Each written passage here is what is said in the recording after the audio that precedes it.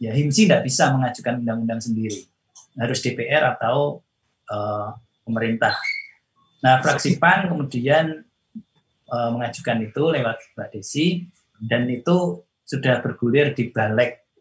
Setelah rapat harmonisasi ini nanti selesai, Mas Yusuf dan teman-teman semuanya, akan ada keputusan dari sidang paripurna DPR, apakah rancangan undang-undang praktek psikologi itu bisa disetujui untuk menjadi inisiatif DPR. Kalau ini goal sidang paripurna DPR nanti menyatakan bahwa ini oke, inisiatif DPR, berarti rancangan undang-undang itu sudah menjadi inisiatifnya DPR. Implikasi nyatanya apa itu, Prof, nanti? Artinya kerja keras dari teman-teman HIMSI yang sangat kami apresiasi ini kan kerja keras mengawal RUU ini sampai bisa masuk di prolegnas. Nah, ketika ini menjadi inisiasi DPR, maka secara konkret implikasinya itu seperti apa? Apakah menjamin sesuatu dan tidak menjamin sesuatu atau pribadi? Tidak ada implikasi, Mas. Karena undang-undang itu sebenarnya sumbernya bisa dari pemerintah, bisa dari DPR. Oke. Kalau dari DPR, artinya nanti yang akan membuat daftar isian masalah itu setahu saya dari pemerintah. Oke. Apa kemudian yang terkait dengan undang-undang apa ini akan harusnya apa pasal demi pasalnya itu DIM-nya itu dari pemerintah. Kalau yang usulannya dari pemerintah, kemudian DPR yang buat DIM-nya. Sehingga kemudian lalu ada pembahasan di situ dan melibatkan publik untuk terlibat di situ. Jadi sebenarnya hanya persoalan siapa yang berinisiatif gitu, Mas, inisiatif DPR atau inisiatif pemerintah, gitu aja. Artinya hanya pada pembagian kerja antara pemerintah sebagai eksekutif sama DPR sebagai yudikatif. Tapi ini ada pertanyaan, Prof. Bagaimana hubungannya dengan UU yang sudah hadir duluan, UU Keswa, UU Kesehatan Jiwa. Jadi apakah kalau ini UU Profesi Psikologi ini kemudian berhasil didop menjadi UU Profesi Psikologi, bagaimana hubungan atau interaksinya dengan UU Keswa sebelumnya? Artinya apakah ini masuk di ranah profesi pembidangan atau pembagian area atau seperti apa? Kalau yang terkait Keswa tentu saja kita melengkapi ya tentu saja ya, karena kan di Undang-Undang Keswa itu kalau teman-teman mencermati ada banyak sekali sebenarnya psikologi yang bisa berperan, mulai dari promosi kesehatan jiwa, prevensi kesehatan jiwa, sampai pada kurasi dan rehabilitasinya. Jadi kalau kita punya undang-undang sendiri, artinya kita menjadi tenaga profesional yang bisa memberikan dukungan terhadap undang-undang kesehatan jiwa yang sudah disampaikan, ya, yang sudah ada. Yang teman-teman banyak bertanya tentu saja kaitannya dengan undang-undang tenaga kesehatan, karena di situ ada tercantum psikologi khususnya dengan peminatan klinis ya. Itu yang teman-teman banyak bertanya. Kalau dari saya sendiri melihat, teman-teman bisa cermati sudah ada pasal-pasal di RUU Praktek Psikologi yang mengharmonisasikan bahwa salah satu tanda kutip spesialisasinya psikologi itu bekerja di bidang kesehatan dan di rumah sakit ya. Jadi ada pasal yang mengatakan di situ bahwa psikologi dapat bekerja di bidang kesehatan. Ya. Jadi itu terpadai di situ. Kemudian bagi teman-teman yang sudah punya STR ya, yang punya SIPP dan sebagainya, itu juga ada wadah di peraturan peralihan. Di peraturan peralihan itu dikatakan bahwa STR, SIPP yang masih berlaku berdasarkan peraturan yang lainnya itu masih akan berlaku sampai masa berlakunya habis.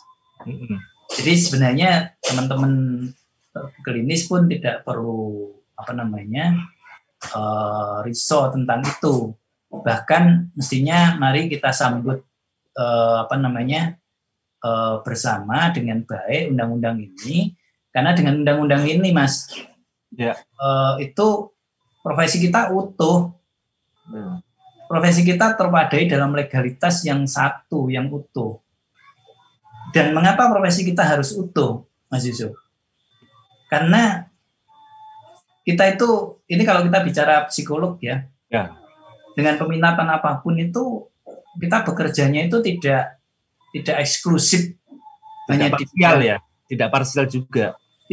Dan tidak eksklusif di bidang itu. Dan kita tidak mungkin bisa bekerja eksklusif di bidang itu. Misalnya, katakanlah teman-teman klinis ya, apakah dia akan bisa bekerja eksklusif hanya di bidang klinis saja? Saya kira tidak. Dia akan juga bisa bekerja di bidang forensik. Ya kan, Mas Yusuf? Ya, betul. Dia juga akan bisa bekerja bahkan juga di bidang pendidikan yang nanti terkait dengan persoalan-persoalan siswa yang punya gangguan yang lebih berat, gitu, yang tidak bisa ditangani oleh psikolog yang lainnya, gitu ya. Jadi psikologi klinis ini tidak tereduksi lah dengan adanya undang-undang praktek undang-undang profesi ini ya. Jadi nggak perlu risau ini. Seharusnya malah justru membuat expand ya, menjadi pengembang malah. Ya.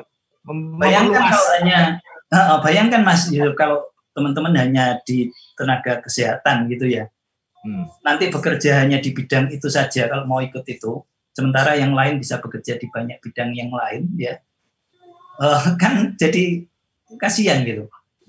Karena Mas Yusuf, ini saya sampaikan juga ya,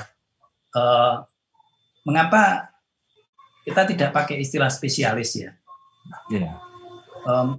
Meskipun kadang-kadang dalam situasi tertentu itu tidak bisa dipungkiri istilah itu.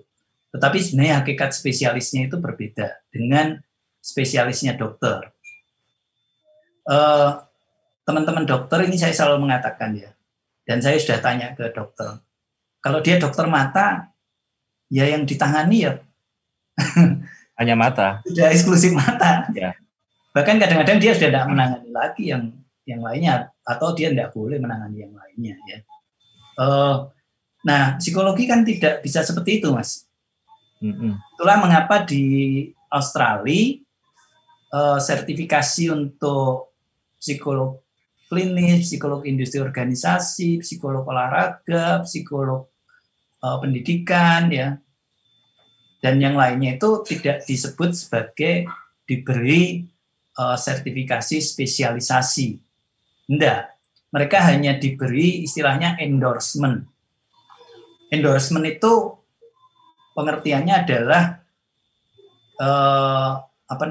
Board of Psychology ya, Australian Psychology, itu mengakui bahwa si A punya keahlian khusus di bidang klinis. Jadi keahlian khusus, keahlian umumnya. Jadi memang tidak ada penjurusan gitu, nggak ada, peminatan itu nggak ada ya, Pak? Betul, keahlian khusus. Endorsement itu sebenarnya pengakuan terhadap psikolog yang punya keahlian khusus. Gitu. Tapi tidak spesialisasi yang diskret gitu. Itu bedanya profesi kita, Mas. Dan saya kira ini blessing buat kita ya, rahmat buat kita, karena kita jadi tidak terkotak-kotak. Nih Pak Segar, sebenarnya kami ini menghimpun banyak sekali pertanyaan. Nah, kalau terkait dengan pendidikan psikologi ya, ada pertanyaan nanti disinggung singkat-singkat saja.